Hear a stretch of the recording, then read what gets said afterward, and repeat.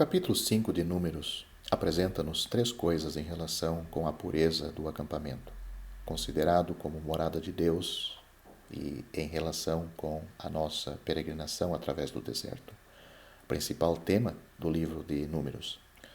Durante esta peregrinação, onde tudo é posto à prova, presença no meio de nós de um Deus não contestado é a nossa única segurança, a nossa força e a nossa direção. Toda impureza divina, ou toda impureza, devia ser retirada pelo fato de haver a presença divina no nosso meio. Deus tomava conhecimento dos erros que durante a viagem alguém cometia contra o seu irmão.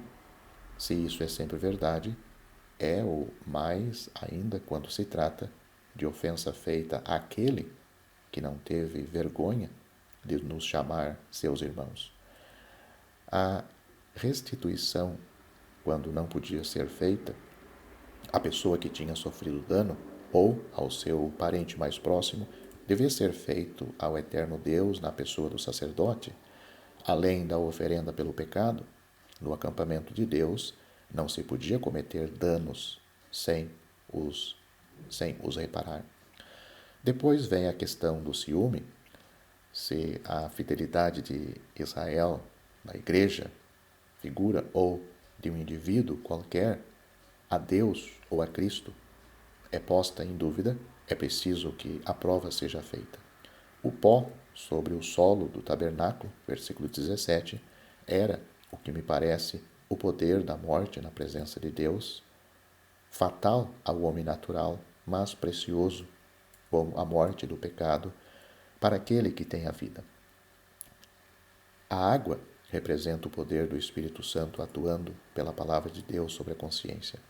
O poder do Espírito Santo, julgando assim, segundo a sentença de morte contra a carne, o estado de infidelidade que se julgava oculto aos olhos do verdadeiro marido, do povo manifesto. Repito, o poder do Espírito Santo, julgando assim, segundo a sentença de morte contra a carne, o estado de infidelidade que se julgava oculto aos olhos do verdadeiro marido, do povo, que manifesta o pecado e faz com que o castigo e a maldição se abatam sobre o infiel, e isto, evidentemente, pelo justo julgamento de Deus. Beber a morte segundo o poder do Espírito é a vida para a alma. Por estas coisas se vive, diz Ezequias. Em todas estas coisas está a vida do meu espírito, mesmo quando elas são o efeito de um castigo, o que nem sempre é necessariamente o caso.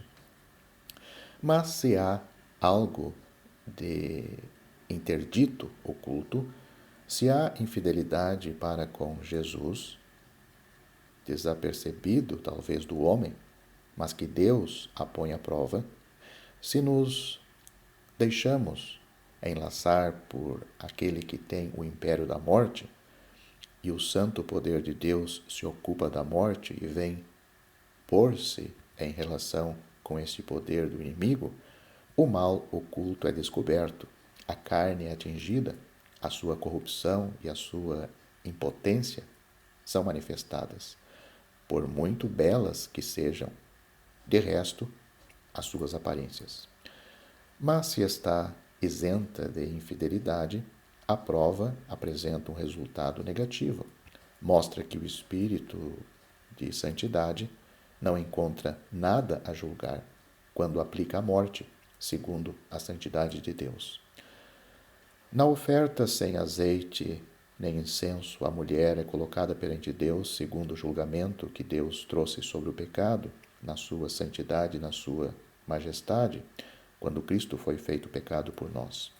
O pecado confessado não tem nunca esse efeito, porque a consciência é purificada por Cristo.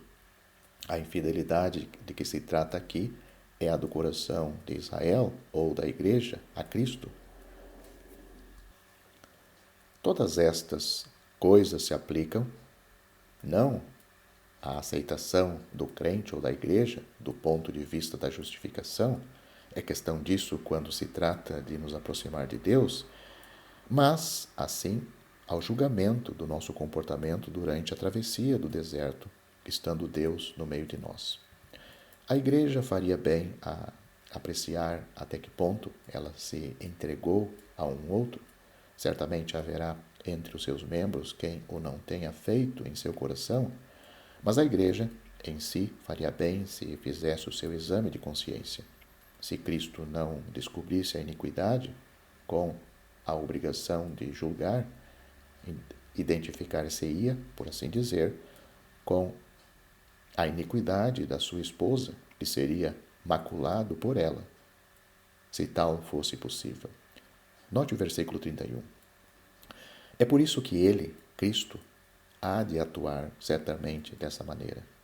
O que se diz da igreja pode ser dito de igual modo de cada um dos seus membros, mas nós repetimos que se trata aqui do comportamento neste mundo e não da salvação, sendo a marcha no deserto o assunto de todo este livro.